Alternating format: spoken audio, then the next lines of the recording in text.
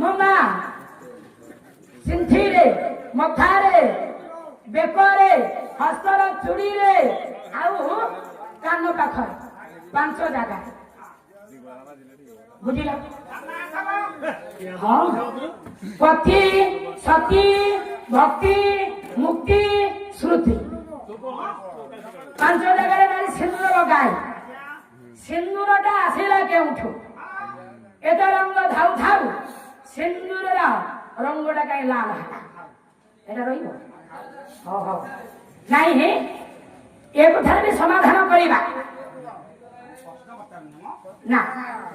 ତାହେଲେ ଆଗକୁ କହିବା ଆଜ୍ଞା ଯେତେବେଳେ ମା ଆଜ୍ଞା ଭବିଷ୍ୟତ ହେଲା ଦେବଦେବ ମହାଦେବ ଭଗବାନ ଆଜ୍ଞା ଶିବ ଠାକୁର ପୂଜା ଅର୍ଚ୍ଚନା ଆଜ୍ଞା କରୁଛନ୍ତି। ଦ୍ୱିତୀୟ ଅବସ୍ଥାରେ ଘଟଣା ହୋଇଛି କଣ? କାଳିଦାସ କୁମାର ସମ୍ଭବ କାବ୍ୟ ଆଉ ଗୋଟା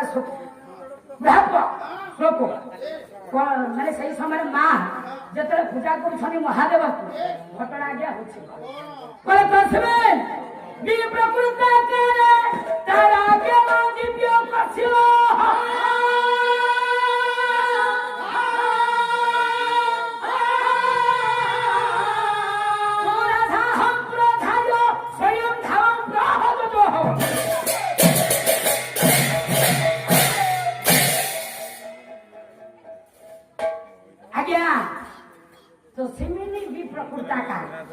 ମା ଯେତେବେଳେ ଦେବଦେବ ମହାଦେବଙ୍କ ପୂଜା ଅର୍ଚ୍ଚନା କରୁଛନ୍ତି ସେଇ ସମୟରେ ବିପ୍ରକୃତା କହିଲେ ଅପର ପାର୍ଶ୍ୱରେ ରାକ୍ଷସ ରାଜ ତାରକାସୁର ସାରା ବିଶ୍ୱ ବ୍ରହ୍ମାଣ୍ଡରେ ତାରକେ ପ୍ରାଦୁର୍ଭାବ ଦେଖେଇଛି। ଯେତେବେଳେ ଆଜ୍ଞା ଶାସନରେ ଗାନ୍ଧୀଜୀ ଦେବତା ମାନଙ୍କୁ ପାଦ ତଳେ ଘୋଡାଉଛି ଆଜ୍ଞା ରାକ୍ଷସ ରାଜ ରାକ୍ଷସ ରାଜ ଆଜ୍ଞା ତାରକାସୁର ଠାରେ ଏମିତି କି ଶକ୍ତି ଥିଲା ଯେ କି ଦେବତା ମାନଙ୍କୁ ପାଦ ତଳେ ଖଟେଇଲା। କଣ କରିପାରେ ତା ପାଖରେ ଏମିତି କିଭଳିଆ ଶକ୍ତି ଥିଲା? ଏ ପୁଅ ଶ୍ଲୋକ ତ ଗାଉଛେ ଦେଖିବା ବାବା ତାରକାସୁର ଠାରେ କଣ ଅଛି? ଗୋଟାଏ ରାଗ ଆହାରି ଅଛି ଯାଉ ପ୍ରାଣ ବାହାରି ଯିବ ଯାଉ ରେ ପୁଅ ବାଦ ଲଗାଇବା କହିଛ। ହଁ କଣ ଥିଲା ଆଜ୍ଞା? ତାରକାସୁର ଠାରେ ଦେବତା ମାନଙ୍କୁ ପାଦ ତଳେ ଖଟାଉଥିଲା।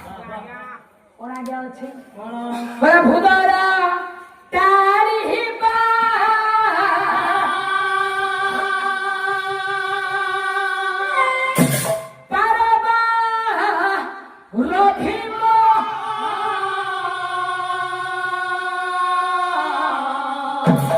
ଗର୍ଜନ